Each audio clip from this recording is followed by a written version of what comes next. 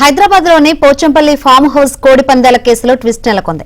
గత 2 ఏళ్లుగా కోడి పందాలు నిర్వహిస్తున్నట్లు పోలీసులు గుర్తించారు. సంఘటనా స్థలానికి పోలీసులు రావడంతో పోచంపల్లి మేనల్లుడు జ్ఞాన్దేవ్ రెడ్డి పరారయ్యారు. జ్ఞాన్దేవ్ రెడ్డి సహా మరికొందరు ప్రముఖులు పరారీలో ఉన్నారు. పారిపోతున్నప్పుడు 40 లక్షల రూపాయలను పందెం రాయుళ్లు తీసుకెళ్లినట్లు పోలీసులు గుర్తించారు. జ్ఞాన్దేవ్ రెడ్డి సహా మిగిలిన వారి కోసం పోలీసులు గాలింపు చర్యలు చేపట్టారు.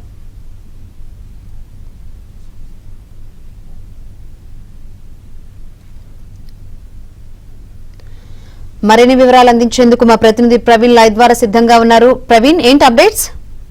పోచంపల్లి ఫామ్ హౌస్ లో జరిగినటువంటి కోడి పందాల కేసులో కొత్త అంశాలు వెలుగు చూస్తున్నాయి. గత 2 సంవత్సరాలుగా పోచంపల్లి ఫామ్ హౌస్ లో నిత్యం కోడి పందాలు నిర్వహిస్తున్నట్టు పోలీసులు గుర్తించారు.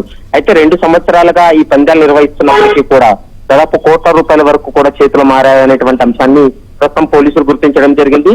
మొన్న వచ్చినటువంటి పోలీసులకు సమాచారంతో అక్కడ రైడ్ చేసినటువంటి సమయంలో చాలా మంది పోలీసులు చూసి పరారైనటువంటి పరిస్థితి కనపడింది.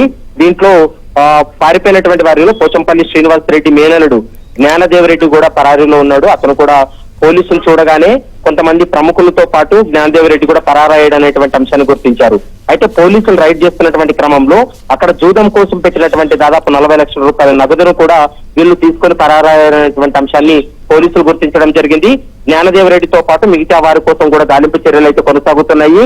ఇదంతా కూడా ఫామ్ హౌస్ లో అంటే శివారు ప్రాంతం కావడం, తర్వాత ఏపీ నుంచి కోళ్లు తీసుకువచ్చి ఇక్కడ కోడి పందాలు కూడా నిర్వహిస్తున్నట్లు పోలీసులు గుర్తించారు. కాబట్టి మిగిలినటువంటి వారిపై కూడా పూర్తి స్థాయిలో విచారణ జరిపి వారిపై కూడా చర్యలు తీసుకుంటామనేది పోలీసులు స్పష్టం చేస్తున్నారు. Shankar, right, thank you Praveen.